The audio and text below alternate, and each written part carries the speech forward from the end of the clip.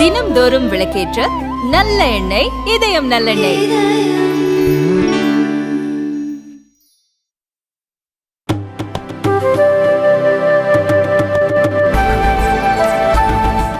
மாற்றுத்திறனாளிகளை தண்ணீரில் மூழ்கடித்து கொடுமைப்படுத்தி வீடியோ எடுத்த நபர்கள் மீது நடவடிக்கை எடுக்க சமூக ஆர்வலர்கள் கோரிக்கை விடுத்துள்ளனர்.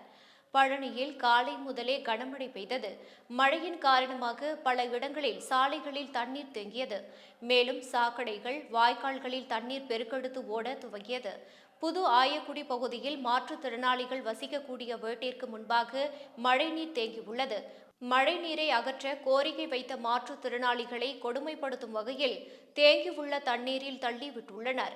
இதனால் செய்வதறியாது தவிர்த்த மாற்றுத்திறனாளி இளைஞர்கள் தண்ணீரிலிருந்து எழுந்து அருகே உள்ள வீட்டிற்குள் செல்லக்கூடிய காட்சி சமூக வலைதளங்களில் வேகமாக பரவியது. இதையடுத்து மாற்றுத்திறனாளிகளை கொடுமைப்படுத்தி வீடியோ எடுத்து சமூக வலைதளத்தில் பதிவிட்ட நபர்கள் மீது நடவடிக்கை எடுக்க வேண்டும் என சமூக ஆர்வலர்கள் கோரிக்கை விடுத்துள்ளனர்.